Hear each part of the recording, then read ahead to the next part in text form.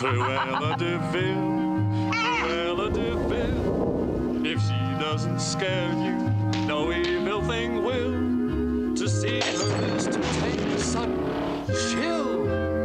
Cruella, Cruella de Vil. Oh, Cruella is probably one of the greatest villainesses of all movies, not just animated ones.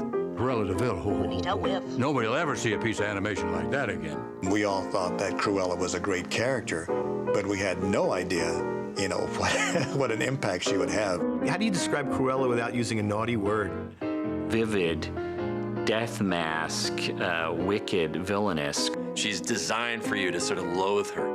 She doesn't just enter the movie. Her silhouette shows up like a spider. And bam, she comes through the door. Anita, darling. And right away, you know, this is going to be a major character in the film. I mean, even her smoke was green smoke, and she smoked pink cigarettes. She's crazed. She's, you know, fixated on one thing she's gonna do. You know, to make a coat out of puppy skins. I don't care how you kill the little beast, but do it! She's appealing at the same time as being pure evil, and the animation is a big part of that. I think it was a great synthesis of a number of talents. You have Mark Davis's animation, Betty Lou Gerson's voice, Bill Pete's story work, the original inspiration from the book by Dodie Smith. In the book, Cruella has hair that is black on one side and white on the other. She's described as being this great white fur coat. I live for furs. I worship furs.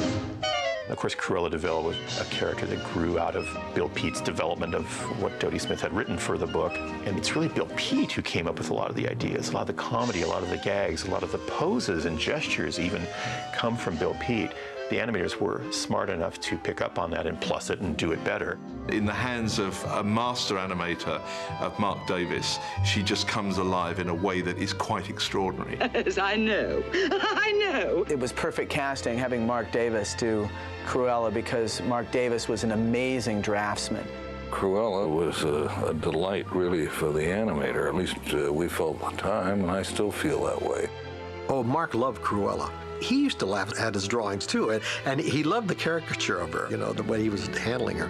He would be drawing, and if he liked something he was doing and it was funny, he would chortle along with when he was drawing it. And I always knew he was enjoying what he was doing and that it was going to be funny. What Mark gives it is this bizarre look, this cadaverous face, the arched eyebrows, the gash of a mouth, the cackling laugh. All of the characteristics which the voice talent of Betty Lou Gerson and Mark Davis's animation bring together.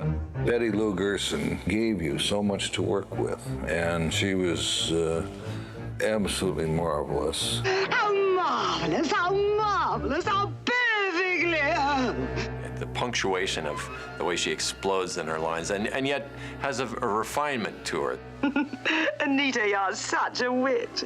You know, she came from money, she's used to getting her way. There's so much in the voice that tells you about that character. A lot of performance. She was a narrator of Cinderella. Once upon a time, in a faraway land, there was a tiny kingdom. She also does a little bit as Mrs. Birdwell on the What's My Crime TV show spoof in the film. If your crime wasn't robbery, did you do someone ill? You know that part in Mary Poppins when the kids are running away from the bank and they encounter a street woman? You know, that's Betty Lou Gerson in a cameo role. What a great actress she was. In those days, they shot a lot of live action reference for the animators to use, but Betty Lou Gerson didn't really look that much like Cruella de Vil. So the Disney animators brought in Mary Wicks, the great character actress. I'm sure a lot of TV viewers have seen the episode of I Love Lucy where Mary played, I think, a Hungarian ballet mistress. And that was Mary being very, very haughty and dictatorial, and she brought that to bear in Cruella too. Mary Wicks gave you a first rough that was interesting to study. She did some very marvelous things. The gestures were of the type of person that Cruella was. In other words, she was a flamboyant kind of character that you had to have her brought. Do you understand? I mean, Mark just loved playing her over the top, you know. He loved the idea with the cigarette holder and the whole thing, and, you know, because Mark was sophisticated himself. And when I talked to Mark about this years ago, he said, well, thinking back, maybe I shouldn't have pushed her design that much. And I said, don't say that. That's the reason why that movie is so great, because you pushed her design so much that the other animators had to catch up with that, because they were holding back.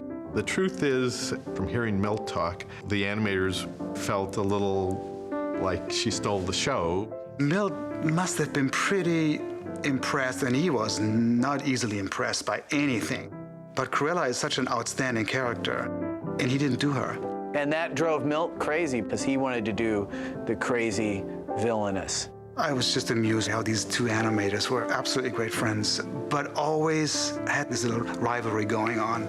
By the time it came to Rescuers, and Milt had a chance to animate his villainous, and he told me this. I said, I went into Mark's room and I told Mark, I'm gonna blow your Cruella off the screen. You just wait and see. I'll get even. Just wait. You'll be sorry. Milt calls me down. I got something to show you. I said, okay. I come down and he's on the moviola, and it's Medusa. He shows me the movie, the rough animation, his animation. Medusa taking off her lipstick. I said, Milt, that is great. And they're both great in their own way. I would say that Cruella wins, if there is such a contest, because she has a greater role in the film. And it's just a winner. You can't take her eyes off that character. There are very few people at the studio that could have drawn that character anywhere near as well as Mark Davis did. I've had lots of compliments on the character, which pleases me no end. It's a tour de force for him, I think. Probably the greatest animation he's ever done. He never animated again after 101 Dalmatians. I mean, what a way to cap a career.